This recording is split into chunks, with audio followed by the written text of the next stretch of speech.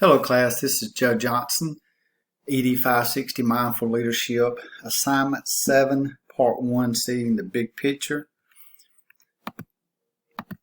So for me, why do we often fail to see the big picture? For me, it's an attempt to multitask. Obviously, I know that's something that we should not do. It's not very productive, but as we've discussed, I think in our discussion boards and throughout different assignments, with the pressure that I think we all feel and we are all under, everyone is really doing more with less, if that makes sense. So, for me, that's, the multitasking is definitely going to be one of the reasons why, I fail to see the big picture, because I'm trying to do so many things. And, the old adage, you can't see the forest for the trees, that definitely sometimes is me. For me, what are my priorities? For me as the Director of Workforce Development, business and industry partners are obviously a priority. My staff are my priorities. Developing training to meet regional workforce needs, obviously that's a huge priority for me. So I think for me, when you look at the question as far as priorities, that can definitely be broken down into different subcategories or whatever. But business and industry partners, obviously developing training to meet the workforce needs, but obviously embedded in that is obviously the staff that's within my department, because without the staff, obviously we could not do any of the things as far as meeting our regional workforce needs. From a perspective of opportunities to make a difference, and how am I trying to accomplish this? Again, we talk about developing that training to meet the regional needs.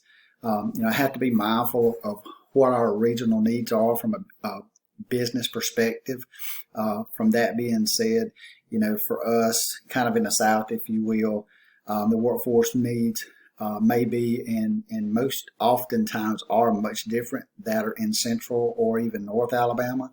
So I have to be mindful of that. But at the same time, as I spoke about earlier, the staff, that's the heartbeat of everything that our department is about.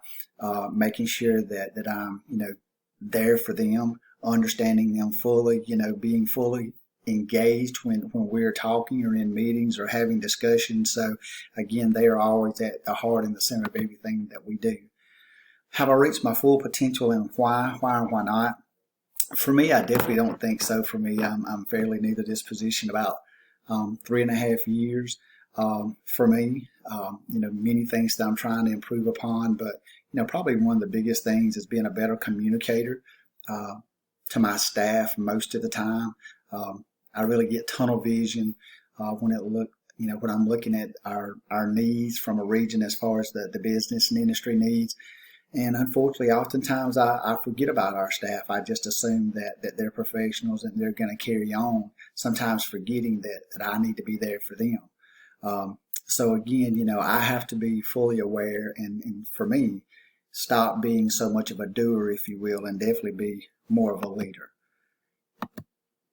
And lastly, how great can I be? Who knows? And how do I intend to get there, and what's holding me back?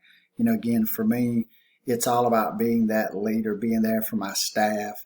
I have to be there to support them in order for them to be successful, because if they're not successful, our department's not going to be successful.